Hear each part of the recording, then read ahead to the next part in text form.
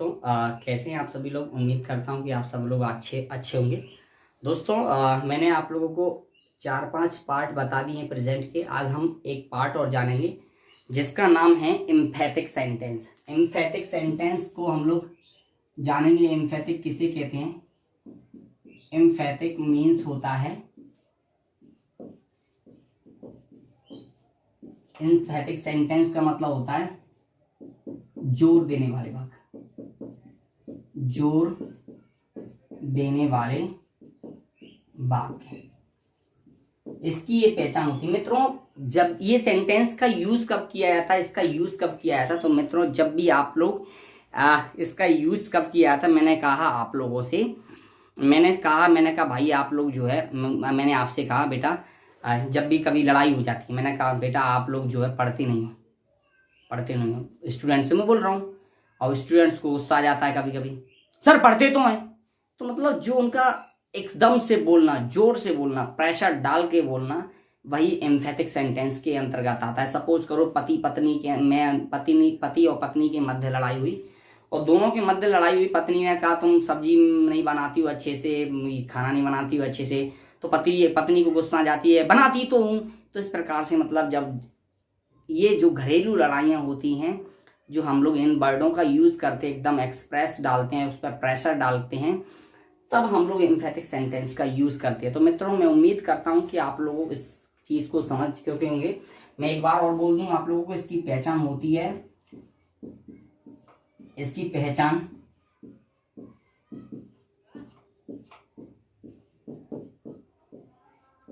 तो है और ही है।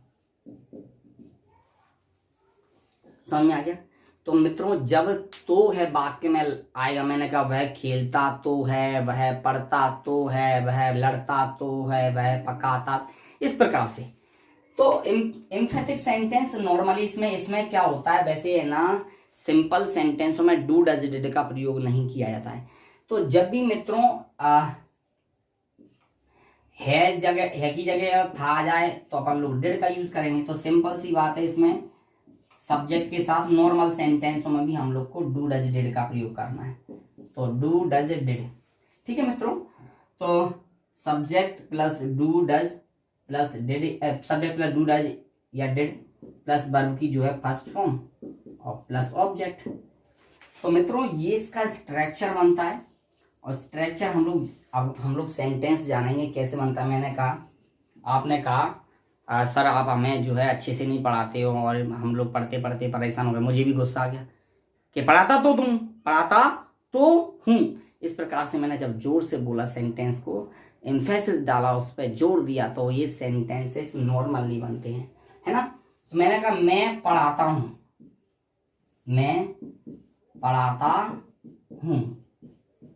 तो ये सिंपल बनेगा आई टीच।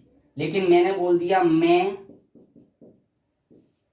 पढ़ाता तो हूं, तो क्या बनेगा? I do teach. समझ में आ गया? मैंने कहा वह खेलता तो था,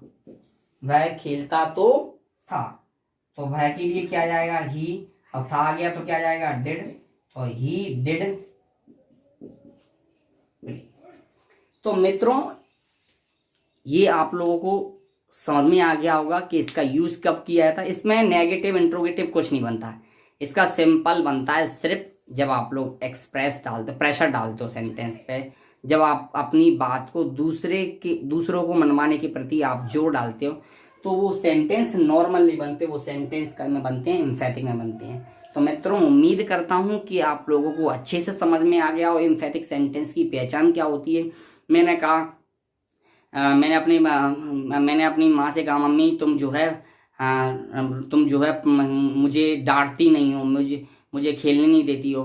तो मम्मी ने बोला मैं डांटती तो हूँ, तो आई डू स्कॉल्ड यू। इस प्रकार से मैंने कहा मैं अपने किसी बच्चे को डांटूं और उससे बोलूं बेटा तुम पढ़ते नहीं हो, उस बच्चे को गुस्सा आ गया तो बच्चा बोलता है पापा पढ़ता तो हूँ, चाचा पढ़ता तो हूँ, अंकल पढ़ता तो हूँ। तो इस प्रकार से जब हम लोग सेंटेंसेस बोलते हैं तो वो सेंटेंस का एक अंतर्गत आते हैं, वो सेंटेंसेस एम्फेटिक सेंटेंस के अंतर्गत आते हैं। तो मित्रों उम्मीद करता हूँ आप लोगों को अच्छे से समझ में आ गया होगा।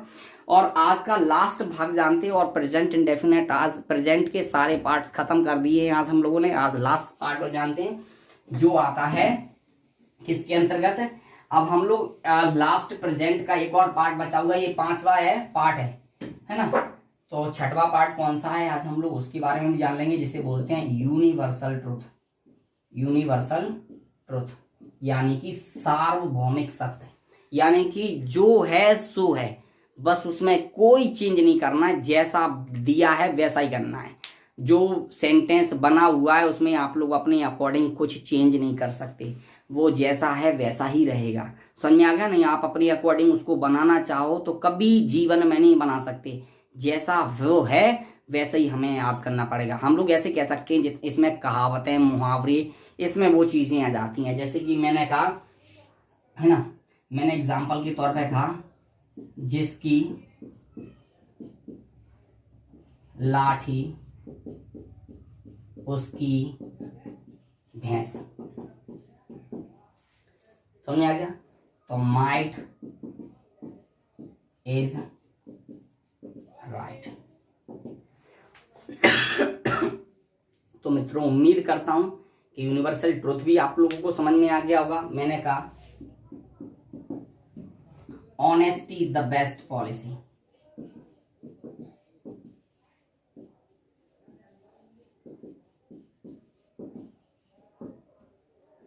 Honesty is the best policy. मैंने कहा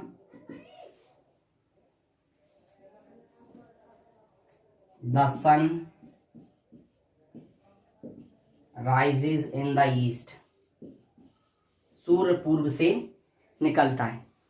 तो मित्रों उम्मीद करता हूं कि आप लोगों को अच्छे से समझ में आ गया होगा यूनिवर्सल ट्रुथ। तो ये प्रेजेंट के अंतर्गत ही इंक्लूड किए जाते हैं। मित्रों अब नेक्स्ट टॉपिक यानी कि नेक्स्ट कंटेंट के बारे में हम लोग बात करेंगे, जिसका नाम है प्रेजेंट कंटिन्यूअस, और इसके बारे में हम लोग चर्चा करेंगे कल।